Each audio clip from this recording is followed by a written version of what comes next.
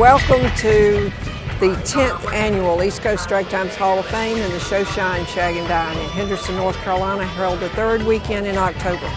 This is probably the largest event of all the events that we've had. We have most of our drag race legends that were inducted in the Hall of Fame back this year, and a lot of wonderful cars with history. And we closed off the entire historic district and lined the streets with cars and filled the town with people, about 35,000 people, probably 2,000 cars, and just have a great weekend. It's a fun event and it's free and open to the public.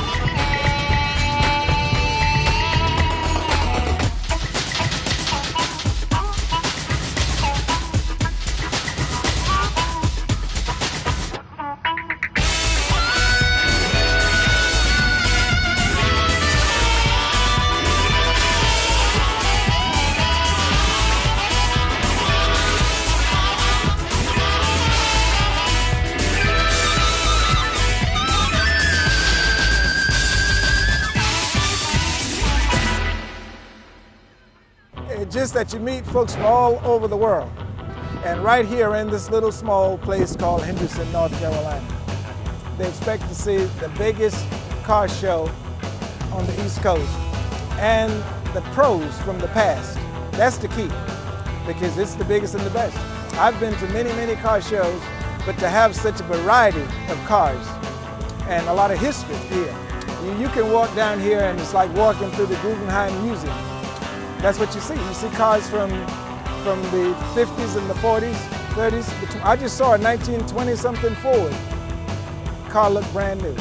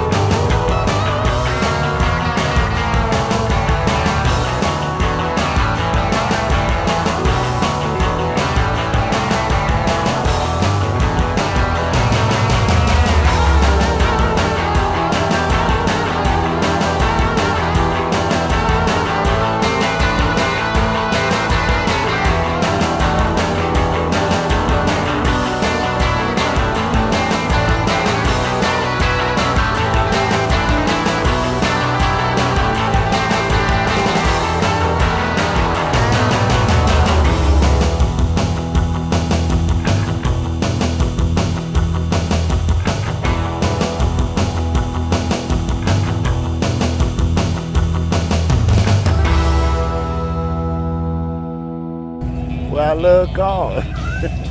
I just love cars. It had to be born in you know, to love them like we do.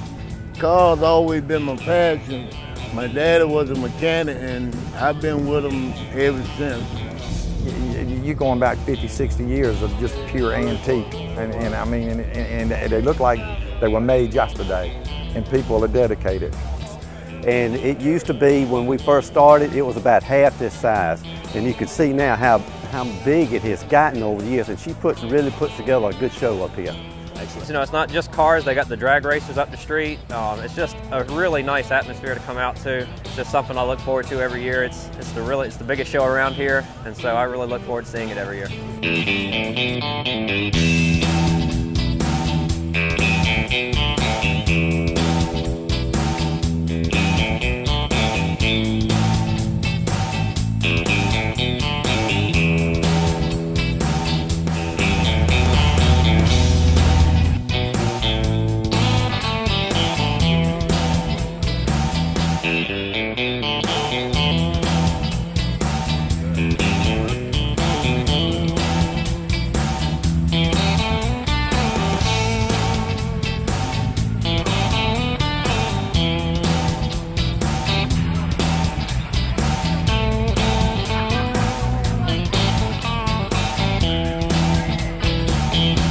It shocks a lot of people. We talk about this show in Bowling Green, Kentucky. We talk about the show in Indianapolis. And for people who've never been here before, when they come the first time, they can't believe it. Well, people come from all over the country. I mean, Mississippi, Texas, and they, you know, Alabama, Nebraska, New York, because they love cars.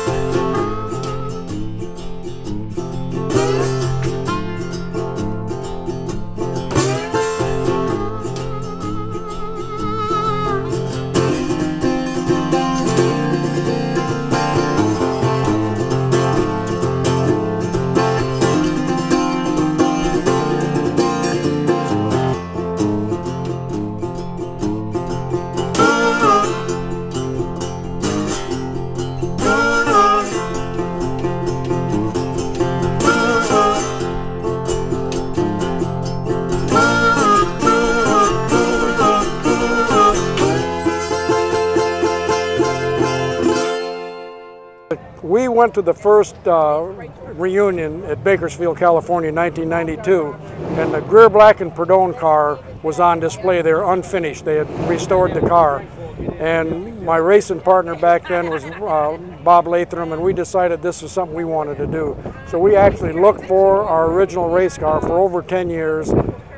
Nothing anyplace. We went everywhere, spent a lot of money.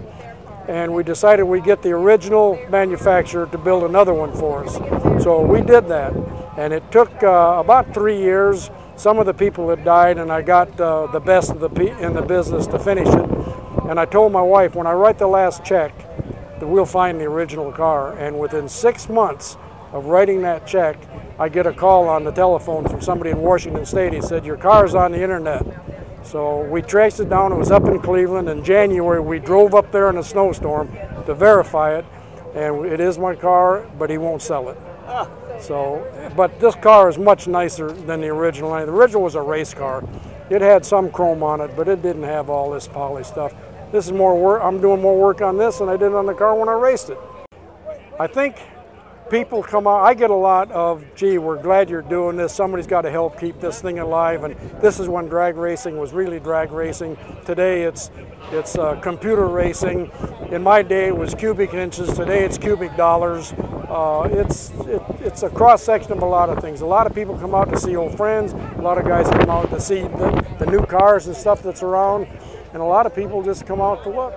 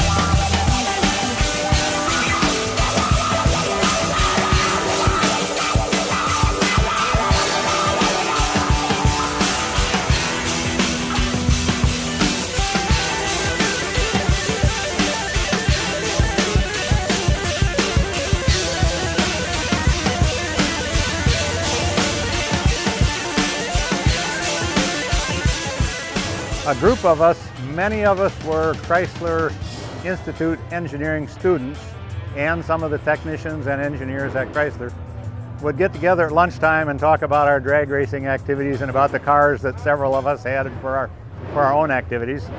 And we wanted to come up with a real supercar that would be built by the club, a group of guys putting all of our talents together. And we wanted to use our engineering talents to make a car that would beat the traditional hot rodder. And we wanted that car to represent Chrysler because we were all Chrysler employees. And we came up with this C-altered class because it gave us the opportunity to make a lot of modifications to the car. And the typical competition for a C-altered in those days was a chopped and channeled, very low 32 Ford coupe with a Chevy engine in it. And this car is the opposite of that. It's high, it's got the rear wheels move forward, the engine is high, the car's off the ground. It's very ugly, but there is an engineering reason for all of that. And it has the ram-tuned intake manifold, which was emerging technology at the time. It had the tuned exhaust headers with the individual megaphones and many other things in it that we could do as engineers. And our idea was to have the car just lift the front wheels off the ground so all the weight was on the rear wheels. And this was, in fact, the first full-bodied car that I know of to do a wheelie. And it just did wheelie, and that's what our objective was, to get as much traction as possible. And the first time out at the car ran the very first time at the Nationals in 1959. It broke the speed record in C-altered, turned 109.75 miles an hour. And within a year, it had shattered the record and taken it up to 117 miles an hour. So that was quite an accomplishment. And we did this with our own money. We did not have Chrysler sponsorship. We chipped in a little bit. We scrounged parts. And we just did this with our hearts. Oh, it's an awesome event. I'm having a ball. The type of cars that are here and the collection of the type of nostalgic cars is just awesome, you know. Some of my favorites are the Virginian 65 funny car down there, and another one of the funny cars, because I was running in the racing business at that time, and we were making some pretty rapid progress, and those cars took a lot of the cues from this car, which was made 6 or 7 years earlier. And the people that did this were the people at Chrysler, like Tom Hoover and Dick Maxwell and Dale Reeker, that did the funny cars for Chrysler. And this was the model for much of what they did. And they had the same heart and enthusiasm in doing that.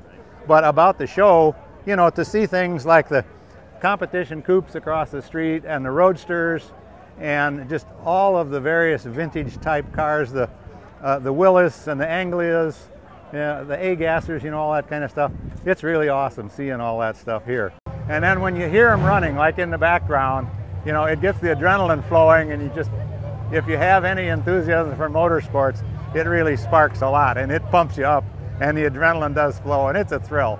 And we fired this one up again just a few minutes ago, and it's ear-shattering, but it's a sound of love, and it's just a part of the good thing. In fact, when we built the original car and ran it at the Nationals the first time, we were having a problem with the electrical system, and I was underneath the car shorting out the starter with a screwdriver to fire it up the first time it blossomed into volume at the Nationals, and that was a real thrill.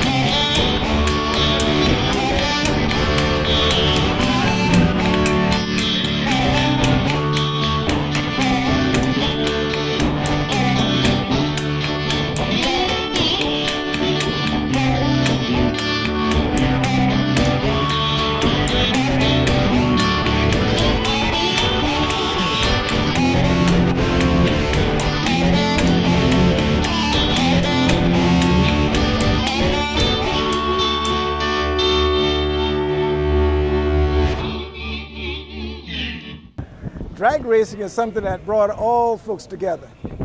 We need a guy who drag raced in the White House. And I think they could bring us together. That's it. Yep. I like that. You like that? Yeah. Okay, then maybe I'll run for president. You should do it. I'll be the first drag racer that runs for president. All right. And you'll vote for me? Yes, sir. That's fine.